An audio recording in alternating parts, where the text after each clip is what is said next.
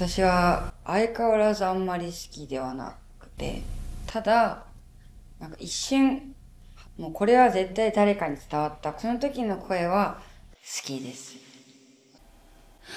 うねるぜ血泥ついたって守りたい。革命途中だって君に夢中。暗闇染み込む世界で見つけたセンチメンタルな恋。1994, cette année-là, Disney n'a aucun souci à voler un animé japonais et à faire chanter Elton John dessus. Cette année-là, naît Aina dans la préfecture d'Osaka à 6 heures de route de la capitale. Aina est une enfant différente, elle est hyperactive. Alors, pour qu'elle canalise toute l'énergie qu'elle a en elle, sa mère l'inscrit dès ses 4 ans à la danse et elle adore ça. Elle se voit déjà devenir une star et continue jusqu'à ses 18 ans. À cette majorité, une amie lui recommande de monter sur Tokyo et c'est exactement ce qu'elle fait. Là-bas, elle enchaîne les auditions et finit par être sélectionnée pour rejoindre une troupe de danseuses parallèle. Le but du groupe, assister une chanteuse appelée Yukat qui n'a qu'un petit succès. Le début est difficile, surtout que même au sein de la troupe, elle commence au plus bas de l'échelle. C'est seulement après 2 ans de travail acharné, le 7 mars 2015, qu'elle est enfin promue au sein de Parallèle en tant que danseuse star. Mais quelques jours plus tard, elle décide soudainement de quitter Parallèle. Elle choisit de faire un pari risqué alors même qu'elle commence à avoir un potentiel au sein de la troupe pour rejoindre un groupe qui n'a même pas encore débuté, Biche.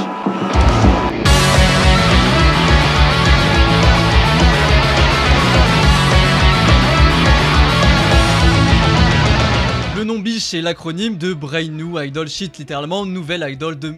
Contrairement aux idoles traditionnelles, Biche se présente d'emblée comme un groupe en marge de l'industrie, ce qui va totalement avec le style d'Aina. Je n'en ai pas parlé avant, mais avec sa voix rauque et son style non conventionnel, elle souffre d'une réputation d'idole ratée pour certains, et cette critique va la suivre encore des années. La pression sur les jeunes filles qui veulent être idoles est immense, surtout pour Aina qui n'a pas la voix douce et aiguë que les fans attendent. Et comme si ça ne suffisait pas, sa santé vocale est mise à mal, son timbre unique provient aussi de fragilité de ses cordes vocales. En 2016, en pleine ascension de Biche, sa voix se détériore au point qu'elle doit prendre des stéroïdes chaque jour pour pouvoir chanter sur scène. Ce traitement provoque un gonflement permanent de son visage et ne suffit plus. Lors des rencontres avec les fans, certains lui disent on n'entend presque plus ta voix pendant les concerts, ce qui la plonge dans un désespoir profond. Elle s'effondre souvent en larmes vers la fin des concerts, épuisée de forcer sur une voix en train de la lâcher. En bref, si elle chante trop fort, elle se condamne à perdre sa voix, si elle ne force pas, on ne l'entend pas.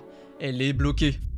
Face à cet handicap majeur, le staff du groupe lui conseille une opération dangereuse, l'ablation chirurgicale d'une partie de ses cordes vocales. Aina est prête à tout pour faire le métier de ses rêves, alors elle accepte. Le risque est très grand, plusieurs chanteuses ayant subi cette opération ont témoigné d'une voix trop claire et lisse après coup, perdant le grain qui faisait leur identité. Pour Aina, perdre son timbre rauque si particulier aurait été une tragédie. Même s'il lui a causé beaucoup de tort, c'est pour elle sa plus grande force et dans la différence qu'elle veut arriver au succès. Heureusement, le chirurgien comprend l'enjeu et décide de ne pas retirer complètement sa gêne afin de préserver une part de son ton naturel. Privée de parole pendant 2 semaines après l'opération, Aina réalise à quel point chanter est vital pour elle. Elle profite de ce silence forcé pour coacher les autres membres de Biche sur les chorégraphies au cas où elle devrait se reconvertir en simple danseuse, au cas où sa voix ne reviendrait jamais. Mais sa voix va revenir et après 8 ans d'activité, Biche atteint le sommet. Ils vont notamment interpréter le générique d'un animé, Tengoku Damakyo. Puis, en juin 2023, ils programment un concert au Tokyo Dome. Pour vous dire, c'est dans ce stade que des artistes comme Michael Jackson et Mariah Carey se produisaient quand ils se rendaient au Japon. Une véritable consécration donc. Ce soir-là, c'est près de 50 000 spectateurs qui sont présents, le dôme est rempli. Enfin, Aina commence à être reconnue pour ses efforts et son talent. Malheureusement, ce fut le dernier concert du groupe.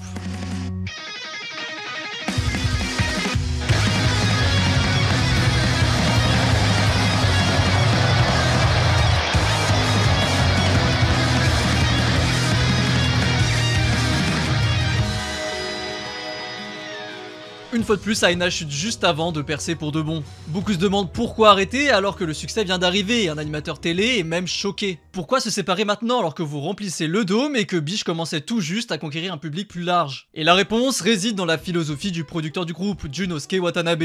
Il a proposé au groupe et si on se séparait bientôt, c'est toujours plus classe de partir au sommet, non? Alors si la fin spectaculaire de Biche assoit sa légende, elle laisse Aina face à elle-même, elle doit maintenant prouver sa valeur en solo hors de l'affluence du groupe. Biche était un cocon où sa voix unique brillait, mais Aina n'est pas toujours prise au sérieux dans l'industrie. Dans les médias, certains la réduisent à une copie de Shina Ringo, une chanteuse ultra célèbre dans le pays. Ces a priori négatifs, idol raté, copie de Ringo, voix trop clivante, marquent le point de départ compliqué de sa carrière en solo. Malgré ses projets, Aina peine à s'imposer seule. Elle avait déjà commencé avant Bish avec 2 albums. Le premier, intitulé ironiquement The End, contient des titres qu'elle écrit et compose intégralement. L'album reçoit un succès auprès des fans de Bish sans véritable hit grand public. Son image est encore trop liée à Bish et surtout son style vocal trop particulier. Pour marquer son identité, elle avait tendance à surjouer ses défauts vocaux. Alors ni The End, ni son deuxième album The Zombie ne percent dans les tops. Aina se heurte donc à un plafond de verre artistique, comment garder sa personnalité vocale sans gêner le grand public. Et c'est 2 rencontres décisives qui vont débloquer la situation.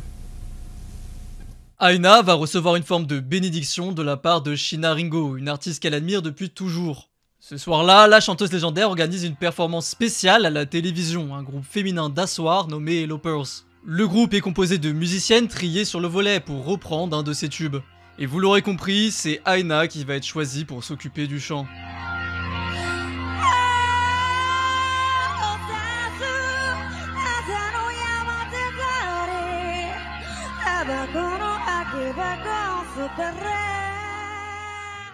Pour elle, c'est une première consécration. L'artiste à laquelle on l'a toujours comparée a reconnu son talent en tant que chanteuse, pas en imitatrice.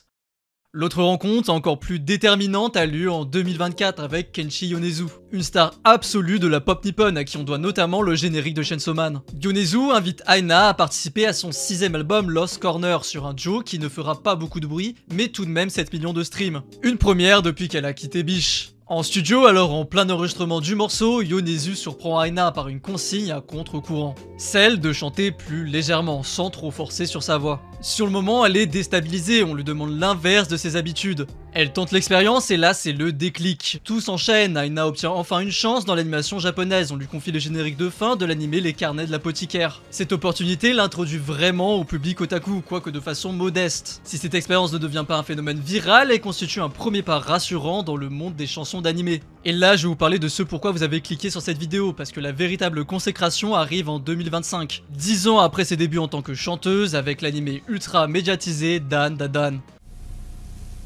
Dan Da Dan a frappé un grand coup avec sa saison 1, son opening interprété par Creepy Nuts a fait un carton planétaire. Le pari de prendre Aina s'avère magistralement réussi, dès sa sortie, On The Way devient un phénomène viral. Le clip officiel de l'opening atteint 15 millions de vues en un mois, du jamais vu dans la carrière d'Aina.